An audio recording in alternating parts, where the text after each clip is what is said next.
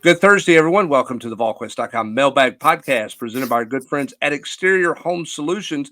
Be sure and check them out at exteriorhomesolutions.com or give them a call for a free estimate, 865-524-5888. If you're watching on YouTube, be sure and check out the deal and the promo we have going for you right now to be a member of Volquest.com. And if you're not a member of Volquest.com, you're missing out on a ton of information, great conversation, plenty of recruiting, baseball, all kinds of stuff going on right now. And hard to believe we're less than a month away from opponent previews, position previews, and getting ready to start a fall camp, which will begin on July the 31st. I'm Brent Hubbs, along with Austin Price and Rob Lewis. Glad to have you along with us on this Thursday.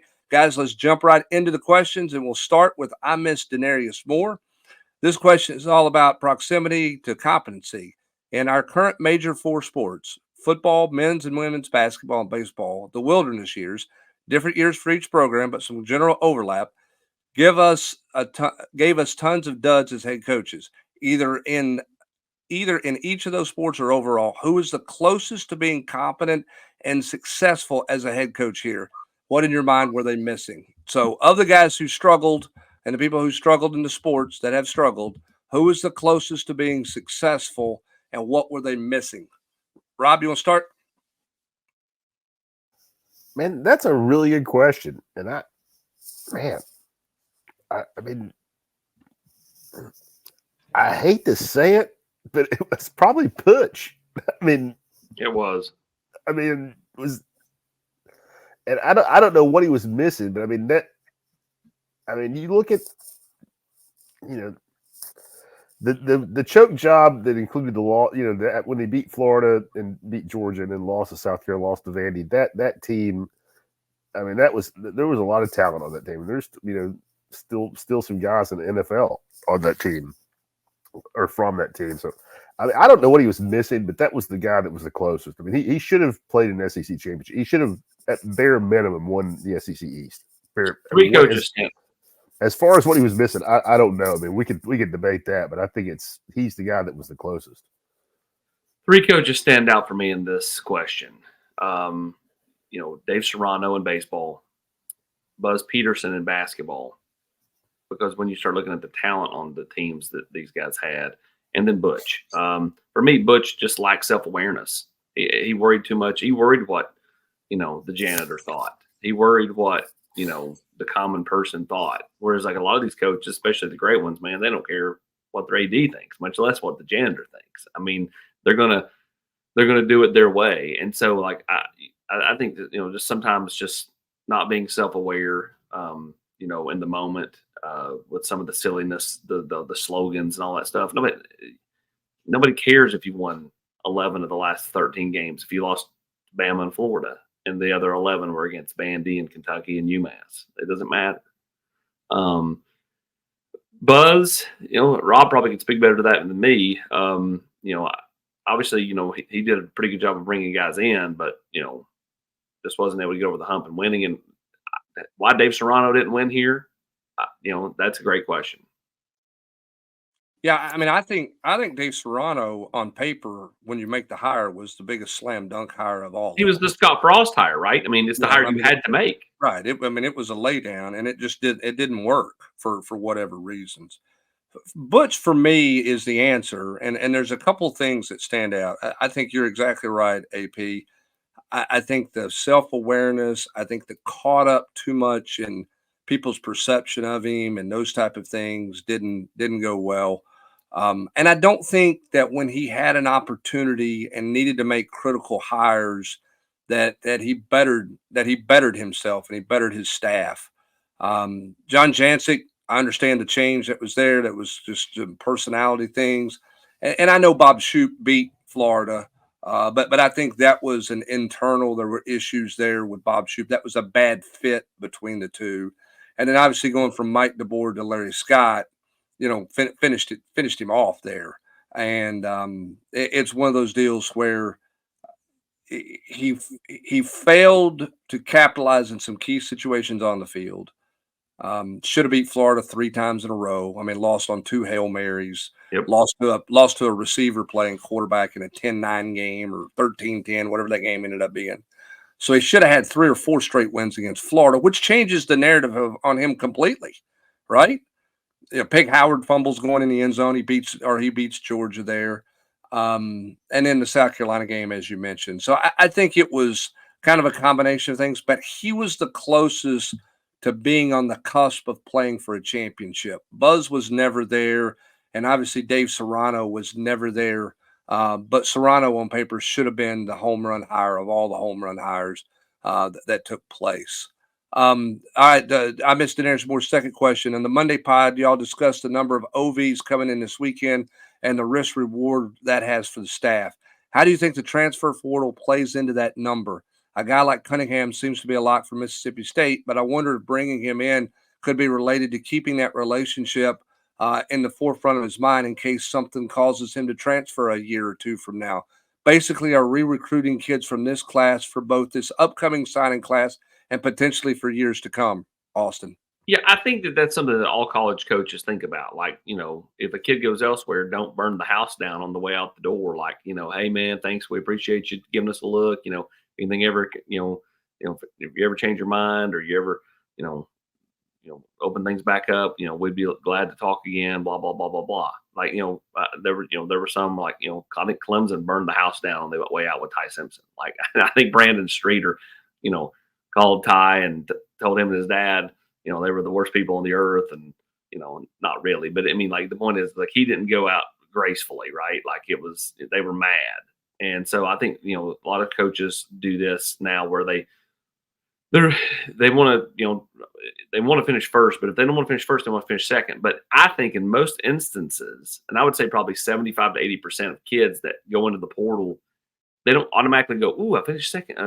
Florida State finished second to me, so I'm gonna go to Florida State now." Like, because NIL and need, and the kid's a little bit more mature, all that stuff switches around. So I think that I think the chances of just being second or third and automatically being the next option up for said kid is more rare than it is common. Yeah, but Rob, you better leave the light on, to borrow an old Motel 6 slogan. You better leave the light on for them, because if you don't, then you don't have a chance to be in that conversation if they transfer. So you better handle it well. And if a kid wants to visit, nobody's using all their visits in college football. No school is using and burning all their visits up. So why not, right? Yeah, and I think what, not that it wasn't always a factor, but I think it's way more of a factor now when you see these June official visits, is position yourself if there is a coaching change at the school you're chasing. I mean, not that that wasn't a factor, before, but, if you're bringing a kid in October or November, then the writing might be on the wall, if he's committed to, State U. But now, you just, kind of, like you said, keeping your name in the mix, or keeping an iron in the fire in case there is a coaching change. It doesn't even have to be a head coaching change. Maybe the kid, maybe the position coach that is recruiting the kid leaves. But yes, I mean, I think for sure keeping just keeping the relationship going because of the ease of player movement these days. I think that's got to be a factor. Sam Smith, 2233. I guess we're allowed to answer this. It's a baseball question. He always directs them to Grant and Eric, but Sam, you're stuck with us three today. So here you go. What do you think Florida State does on Friday? Arnold is their dude. He went on Saturday last weekend. Dorsey went on Friday. Do you think Florida State switches up their rotation for game one of the College World Series? Do you just throw your best in game one? Is that what you do? That's probably what I would do, because it's so paramount you don't get in that loser's bracket right out of the gate. I just think it's really hard to overcome that. So, even like look at Southern Miss, they went straight into the losers bracket, or not Southern Miss, East Carolina. East Carolina went straight into the losers bracket, over there in the East Carolina, regional 2 weeks ago, and even though they made it all the way back out and forced a deciding game 2 with Evansville, it's just hard to overcome because the pitching and the break. Now you get a little bit more of a break there than you do in a traditional regional, but I still want to win. I want to win those first 2 games because I think that alters everything for you. So I'm going with my best 2, and I'm going with my best 1 right out of the gate.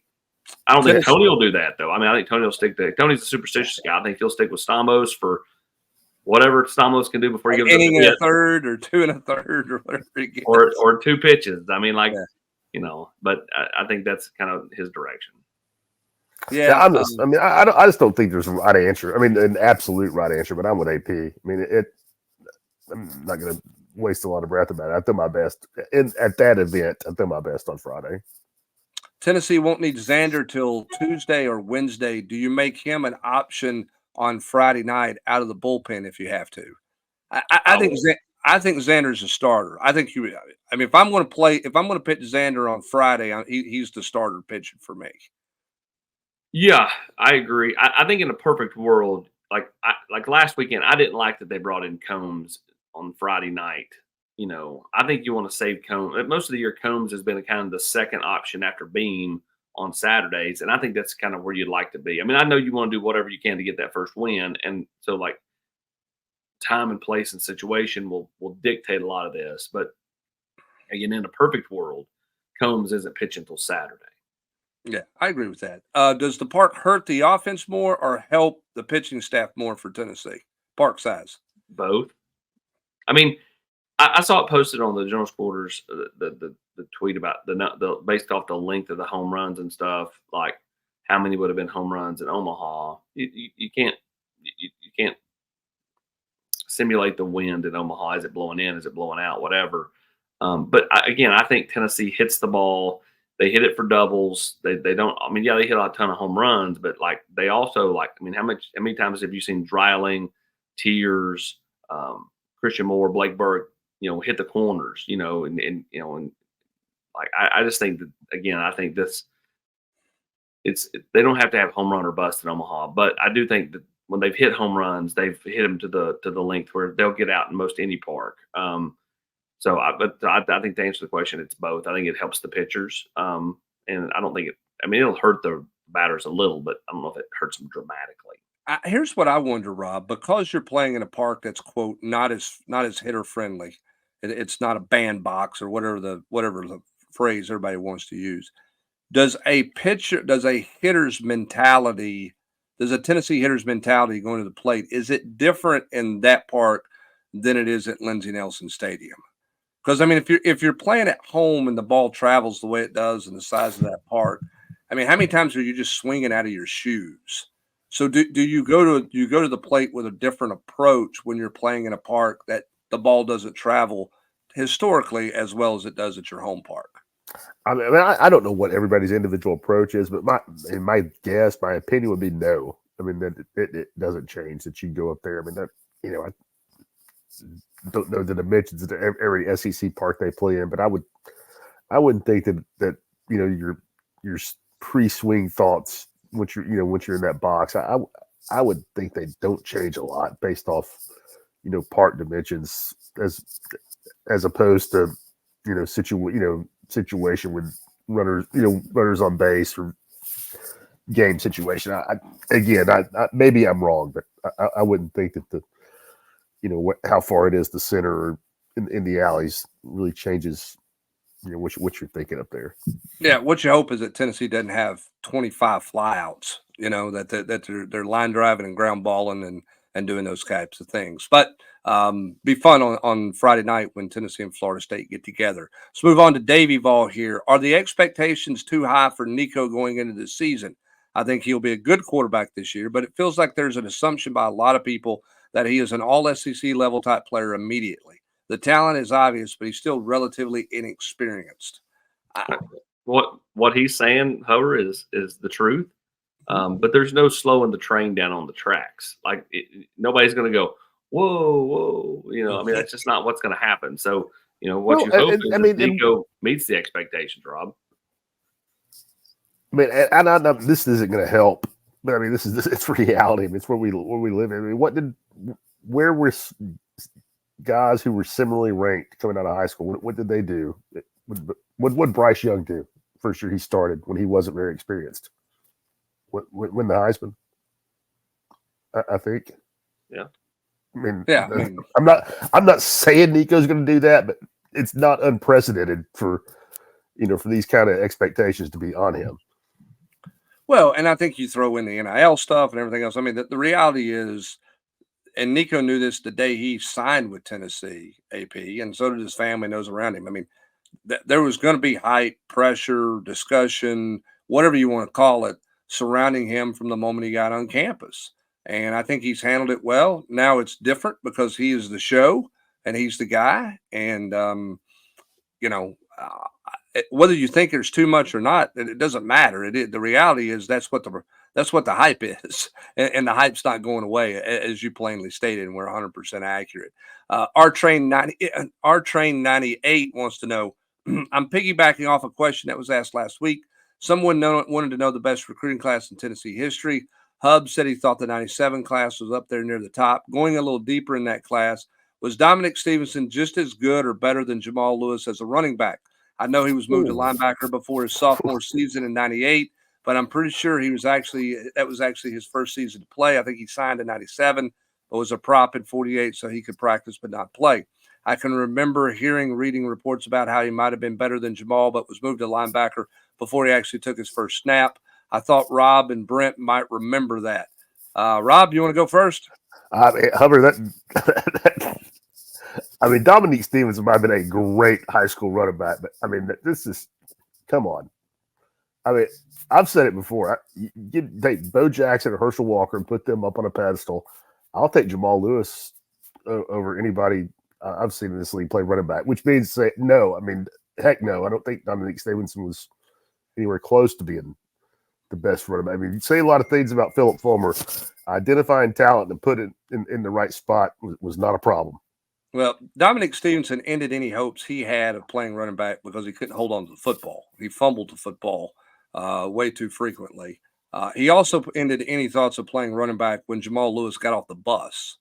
That class at running back had Jamal Lewis, Travis Henry, Travis Stevens, Dominic Stevenson, Chris Ramseur. They signed 5 tailbacks in that class. 2 of them immediately went to linebacker, and Jamal Lewis is the closest thing I've seen that could have gone immediately to the NFL getting off the bus. You talk to anybody on campus that's been around for 30 years, you say, who are the most NFL-ready guys when they arrived on campus? And you get Jamal Lewis's name as the first one to roll off the tongue. So they weren't in the same class. It's not a knock on Dominic Stevenson from Gaffney, South Carolina, home to a high school rodeo team that Dominic did not participate in, by the way, even though we gave him grief for it for a long time. He was not in Jamal Lewis's class as a tailback. Grover Levy. Before we move on, I'm sick. I'm putting this one on a tee for you. Who was probably the best rodeo performer / NFL wide receiver in Tennessee football history?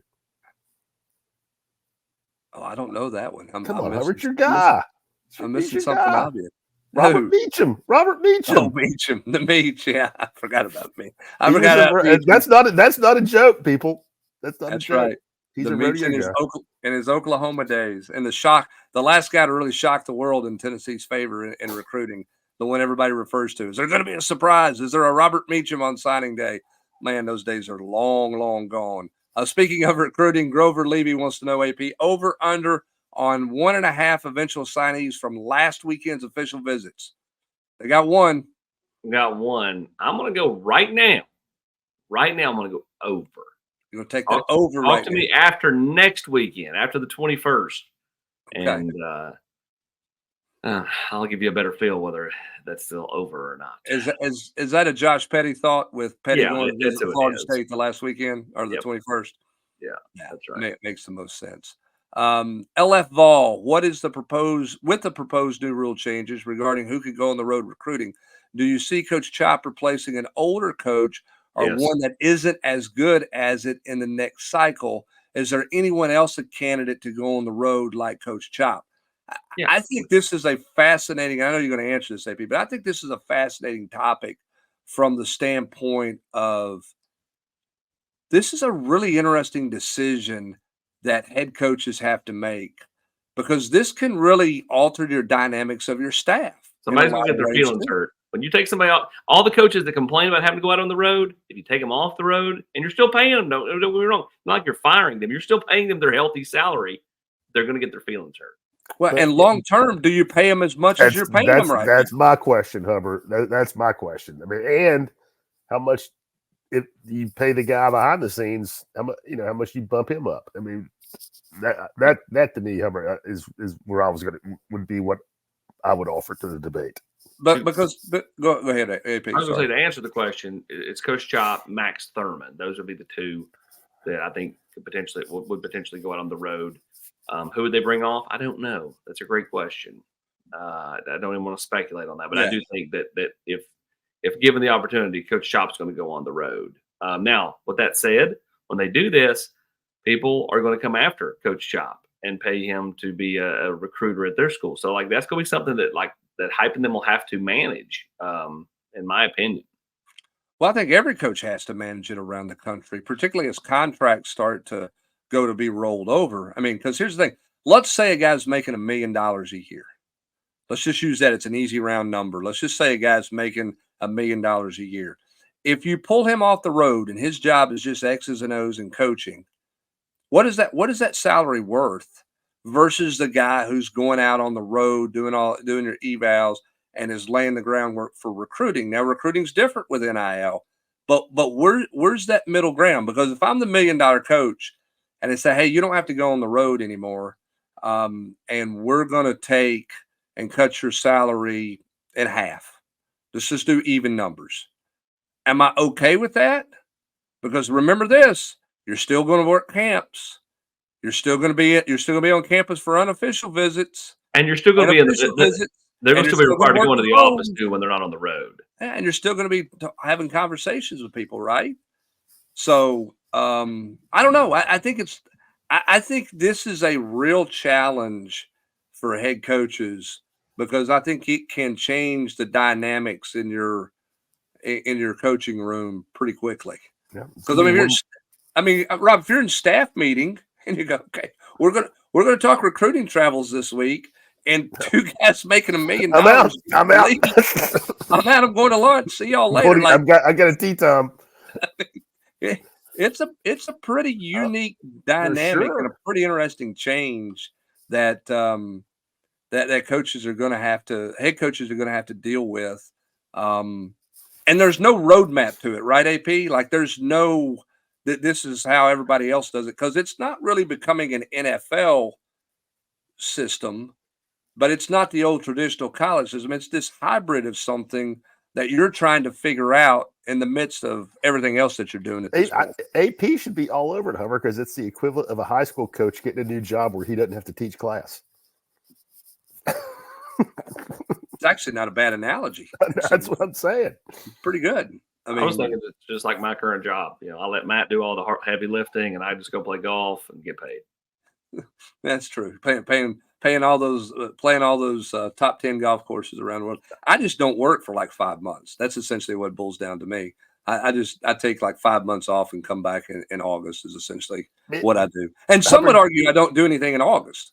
I would argue that this position, I wouldn't be surprised if it becomes a position, like it's like on a fantasy football team, like the flex position. You just have a recruiter.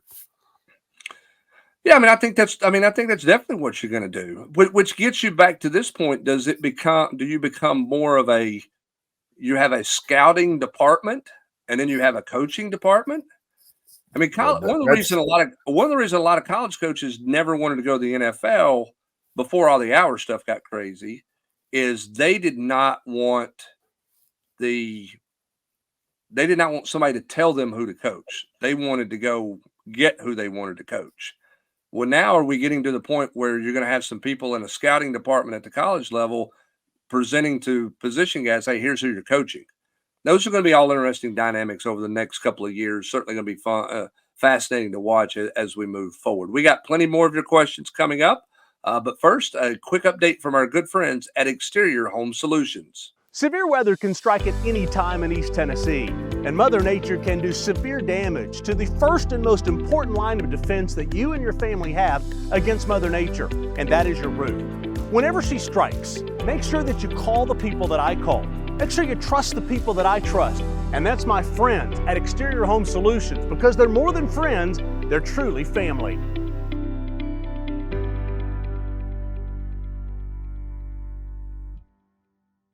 Thanks again to our good friends at Exterior Home Solutions. Be sure and like and subscribe, obviously, to this podcast on YouTube, but be sure and give our friends at Exterior Home Solutions a call for any of your needs, from roofing, siding, windows, decking, fencing. They can take care of you at Exterior Home Solutions. Next question comes from Mazer Rackman, who wants to know, Rackham, excuse me. Last podcast, you guys discussed Tony Vitello's opening statement in his postgame presser. With that in mind, have you ever inadvertently set a coach off with what you thought was a simple or mundane question?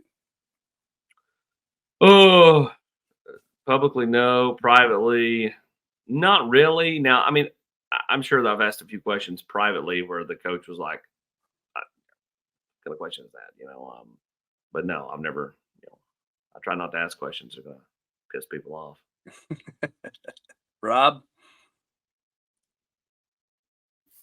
Nothing crazy. I upset Phillip pretty bit worse than I didn't intend to upset Phillip one time, but after a loss at Georgia, I don't know what year, it would probably been 06. I asked him something about a gap between Tennessee, Florida, and Georgia, and it rubbed the old fellow the wrong way coming off the field there in between the hedges. And I guess it had been something that had been, he'd heard quite a bit about, and I wasn't intending it as much of a gotcha question as he took it. But yeah, he got under his saddle a little bit. Hubbard, you gotta have some. Come on. I asked Dan Brooks or Steve Caldwell one time on Vol calls about the challenge of I think it was Steve Caldwell, the challenge of keeping a guy at defensive end and him not growing into a defensive tackle or not losing him to being a defensive tackle. John Chavis got really angry, said I was trying to divide his staff by asking such a question publicly, which was it was the most mundane question. To the point I took John Chavis a copy of the show to tell him to listen to it, because I didn't think he really heard what was said. I thought he heard it third or fourth hand. And he and I had a good conversation about it. We moved on from there. I didn't ask a question. I got kicked out of bowl practice because I reported that Deion Grant got in a verbal disagreement with a strength coach when asked if I thought Tennessee was ready to play Nebraska. Coach Stuckey's wife got really angry at my comments on that one, got me tossed out of practice at bowl practice. And then I asked Butch Jones a question that was very mundane after a game. I think it might even been after a win. I don't remember. It was a home game. And he kind of sternly sort of went off and looked at me and kind of glared at me a little bit. I thought it was the most innocuous, no big deal question. And obviously he did too, because before I got to the elevator to go back to the press conference, he called me to apologize. Maybe that's part of the reason he was the answer to the first question in the Mailbag podcast. But he did. He called and told me that he was sorry for the way he answered that question. And it was literally, it wasn't 5 minutes after the press conference ended. I'll tell you what. I don't think no one ever scolded me. Butch gave me a kind of an asshole type answer. Sorry for the French. And so I followed him outside after the press conference into the stairwell, and I was like, whoa, whoa, whoa. And he was like, I'm sorry. It immediately back down. Again, part of the problem. If you're gonna be that way, then be that way. Don't immediately back down when somebody, challenges you a little bit. And that's, but as far as scolded publicly, no. But was he, kind of just give a ridiculous, no answer. But I mean, the best was, oh geez, who's the who was the News Sentinel reporter that asked him about Dre Bowles that time? And he answered, and then as soon as he was done, took one step and just glared at him. So Hubbard, to be clear, I think it was Dustin Burak. I was just saying, Hubbard, to be clear, Kevin O'Neill flipping you the bird was not in response to a question. That was not.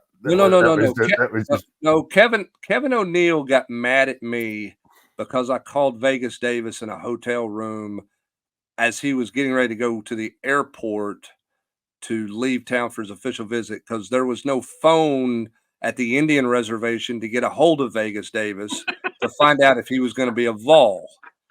And I'll tell this story now. There's statute of limitations are long past on this one.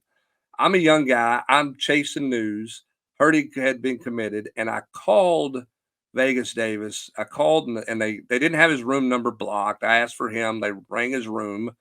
He answered.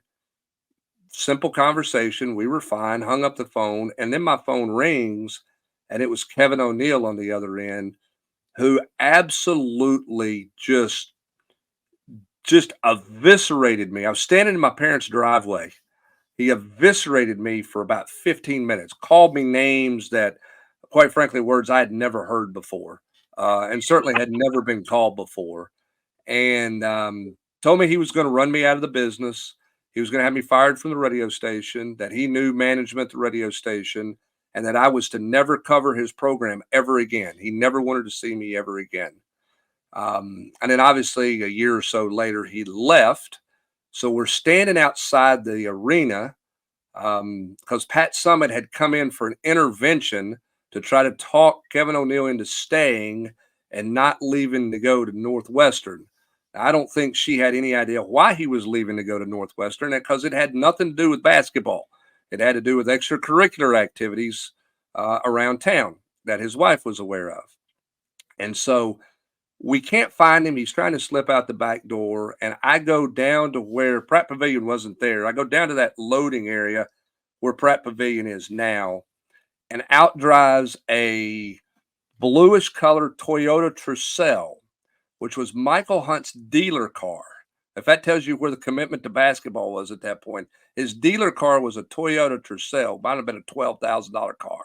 Had dealer tags on it. It wasn't like he bought it for his wife, or his wife was driving a dealer car and he was driving, this as just a put around car, commuter deal. This was his dealer car.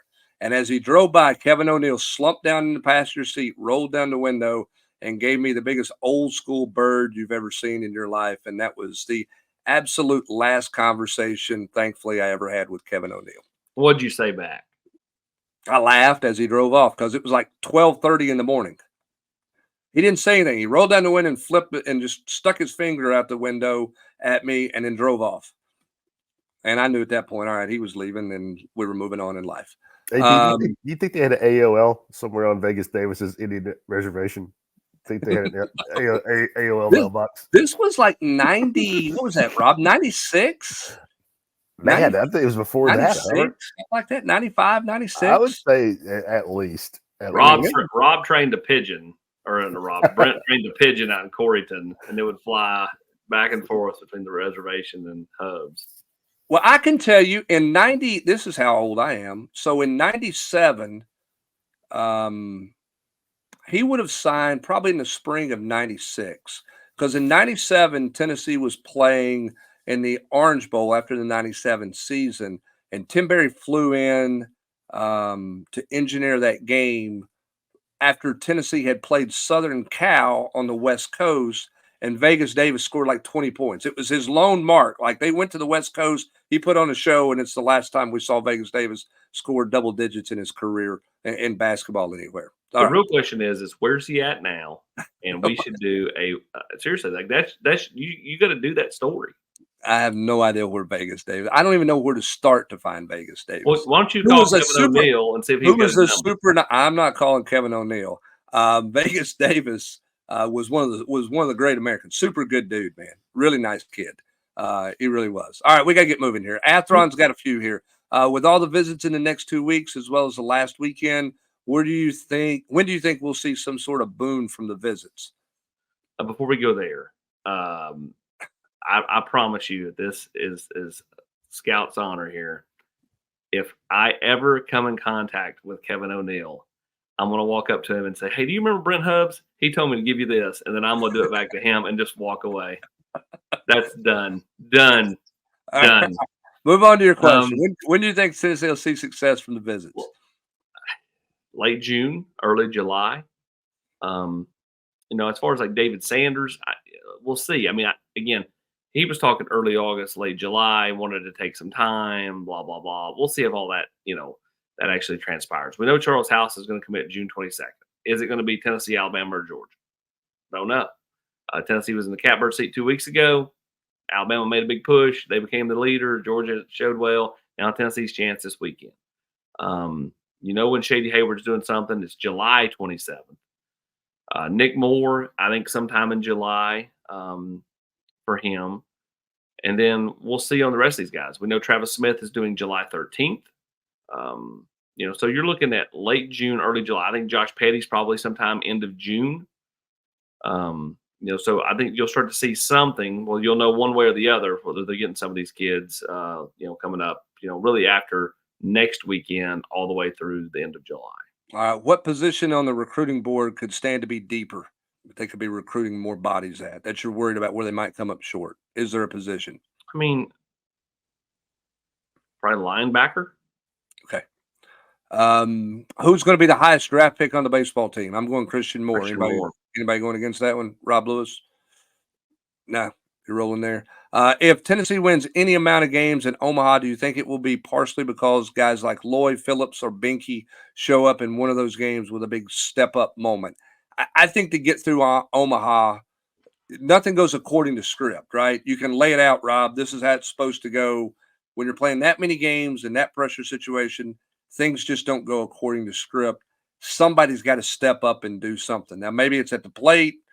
Maybe it's in the field. Maybe it's a pitcher. You got to have a bit of a surprise hero or a guy who plays a bigger role out there than maybe they have at different points in the season. I don't know who that is, but I think to win the thing, you have to have that happen. Yeah, I mean, I don't think it's not perfectly analogous, but I would compare it to the basketball tournament. At some point in time, it may not be a 25-point game, but you're going to have to somebody, a role player hit a big shot, come up with a big moment. So, yeah, I agree completely. I mean, you can't point to player X, but at some point, somebody besides Christian Moore or Blake Burke is going to have to come up with a big hit with 2 outs with a guy on second, runner in score position. Yeah, I totally subscribe to that theory. Whether it's the College World Series or the World Series, I mean, you're going to have somebody, come up in a big moment that's not a star. All right, a couple basketball questions here from let's see where we go here. I asked about the whereabouts of Santi and Triple J in the Monday night chat. Can you be more specific about projections of where they will end up at their next basketball journeys? I mean, best case for both of them would be upper level, in Europe. I would think, with one of the top EuroLeague teams. I mean, it wouldn't stun me if at some point in time, Josiah, showed up on an NBA roster. I mean, he's got the size and athleticism to guard multiple positions, but he would have to work himself there. But it's not unheard of. I mean, nobody saw a guy like Udonis Haslem, turn it into what he turned into. So Josiah would have a chance to get there long term down the road, but right now I would think both those guys just would hope to end up with high level EuroLeague teams. When I hear the word whereabouts, I just immediately hear the Unsolved Mysteries, music. All about Robert Stack. Big Ball Banging has a hoops question too, Rob. How many do you see do you think Rick Barnes wants to sign in the 25 freshman class after only signing one in the 24 class? Or is it going to be more portal and we're going to be less and less high school kids? I think it's going to be less and less high school kids. I mean, I do not think that Coach Barnes says we need 4 guys.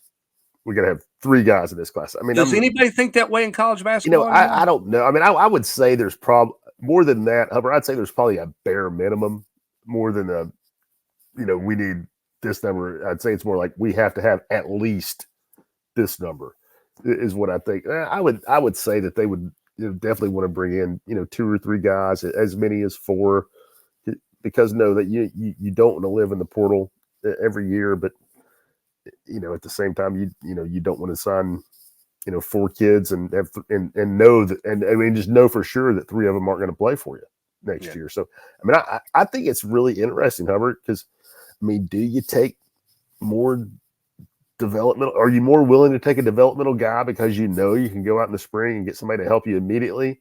And are you upfront with that developmental guy? Hey, we like you a lot, but you're probably not going to play for 2 years. So, make your decision with that in mind. Or do you feel like, hey, I'm going to spend 2 years developing the guy, and then the guy's going to bolt on me somewhere, which is a little bit like the mid-major people think, right? Which, I mean, which is it's an interesting dynamic. What just happened with you, Tobey? I mean, Yeah. exactly just happened with you with Tobey. Exactly. I mean, so I mean, the temptation has to be portal, right? It's got to be because that feels easier. With the exception of your wanted, except for the guy, that guy for sure, boom, yeah, he's one and done. He can help us, but at the same time, if you've got a mature team, I mean, how many true one and done guys are out there are the centerpiece of a Final Four team of a tournament run? Not many. I mean, not many. Yep, you're exactly right. Because I mean, tournament teams are veteran teams. That's just the way what it boils down to.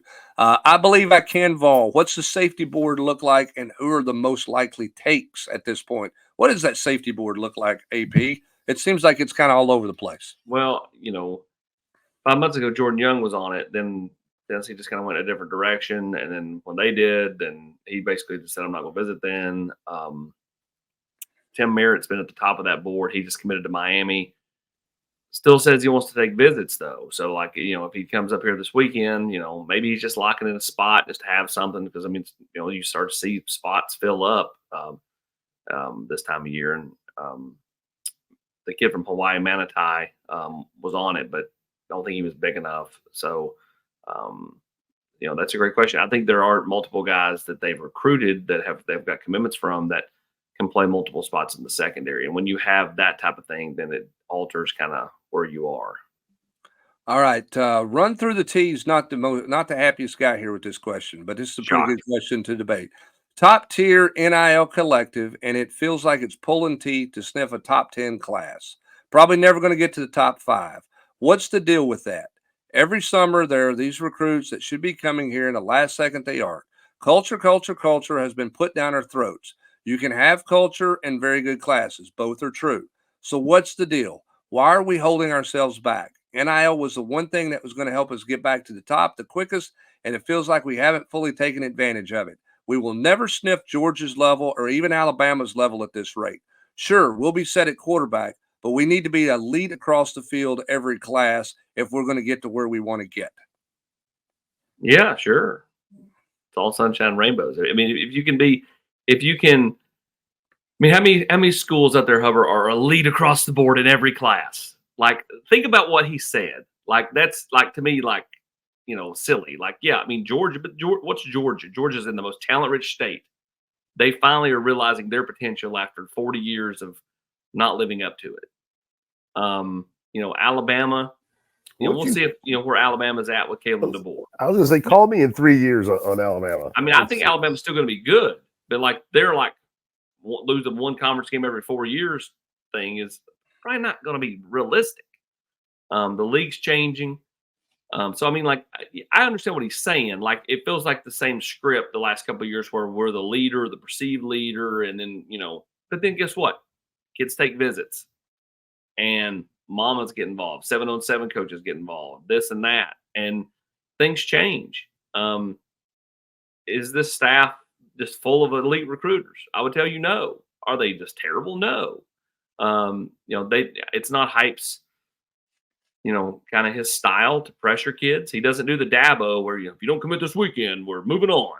Like, he doesn't do that. So that's why Tennessee backloads their weekends, because you don't want to have a good weekend and then the kid takes 3 more visits and then forgets about the time at Tennessee. Like, that's not how they want to roll. So, can you win? I mean, what was Michigan? Michigan won the national title last year.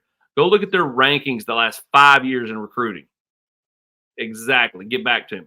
Like that's like, I'm not saying that it has to be perfect. Like, yes, you want to be better. Tennessee wants to be better. Josh Heupel wants to be better. It's not like he's just content with 12th, content with the 10th or 9th or 11th or whatever. He wants to continually improve. This is also a program that, 3 years ago, people left for dead. Like, people just they flipped it too fast. They found like that magic elixir in year 2 and went 11-2. Like, you people have watched, and I'm really just talking to the guy that asked the question. You watched for the last 15 years of suck. And what they've kind of flipped around here in a few years has been pretty good, right? Like, let them continue to build. If we're sitting here in 2026 and 2027 and they're 8-4, then you got a right to be upset. But like, this is a year where they should flip back more to 9-3, 10-2, 11-1. It shouldn't be 8-4 this year. And so like let them build. Like, the line of scrimmage that this staff has accumulated, whether it be through the transfer portal of a guy like Lance Hurd or John Campbell, or recruiting like James Pierce and David Hobbs and Tyree Weathersby on the defensive line, is the best looking group of D linemen and O linemen that this place has seen in a long, long time. It's a line of scrimmage league. Let them go through the year. Let them see where we're at. I get his frustration that, like, yeah, everybody wants to be Georgia. You're not in a talent rich state, so you've got to make up for it otherwise. And part of it's development, So I mean, like, you're not ever going to be 1, 2, 3 every year. That's just not going to happen. Like, if you had a top 5 class one year, that'd be fantastic. It's just there's too many other variables that go into this thing. They could get there, but like, to think that you're going to have elite every class at every position, well, come on, man. Like, that's to me just that's. I will things with and I know I went on my rant here. But yeah, you have. Yeah, I'm gonna get you off the soapbox, step you down a little bit. But I don't disagree with you. I think, Rob, when you look at this roster and you look at where it's at right now, and you compare it to where it was 5 to 7 years ago, there are more players on this roster across the board, not just a quarterback position, that Georgia, Alabama, Clemson, Ohio State, the quote elite programs wanted, would take, would have liked to have had than there was 5 to 7 years ago. Are there enough of those?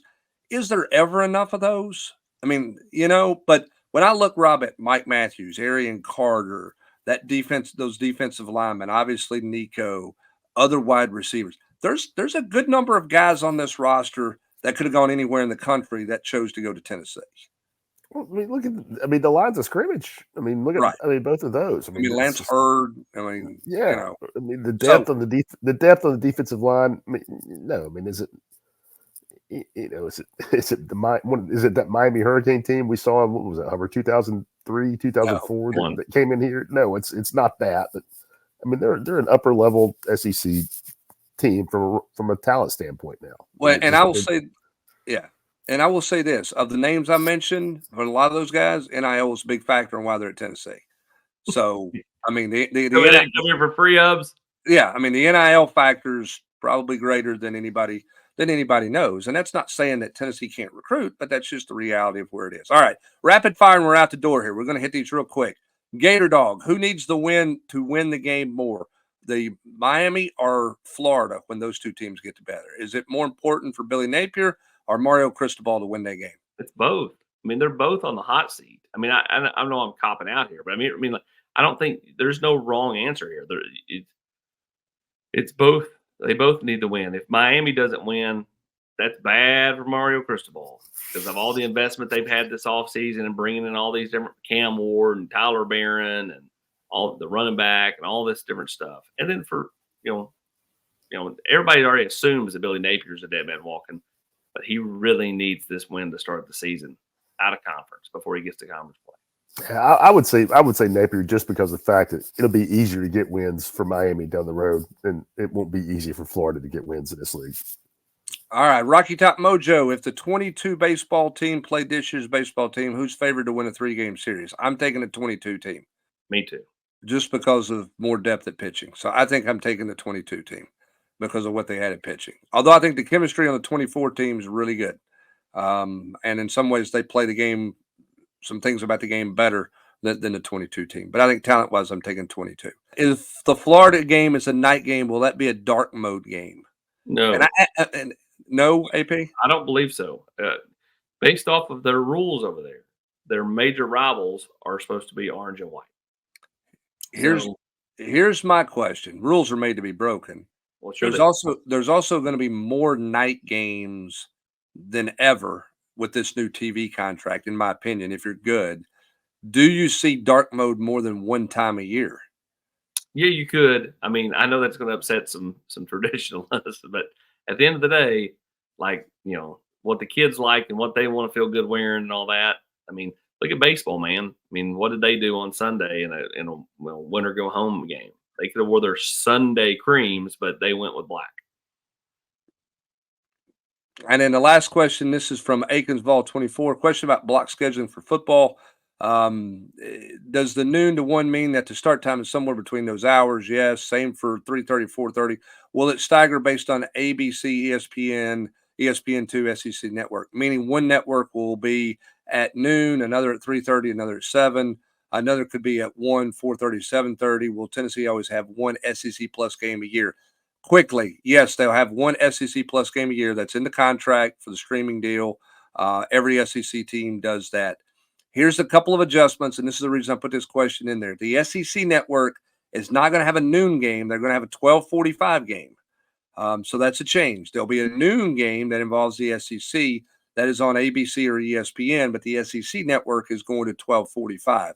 So to answer your question, those games will be staggered in there. There's not going to be necessarily 6 games in the SEC or 5 games that start at noon on 4 different networks. Some of those will be staggered in there, and we'll see what that afternoon window looks like, because it's going to be different, because not every game's a 3:30 start marquee game like we've seen on CBS for a long time. So what we know is all the big games for Tennessee are flexed, and we'll know 2 weeks out whether or not it's a day game or a night game between those teams. But we had on the site all the other games that are official at this point in time.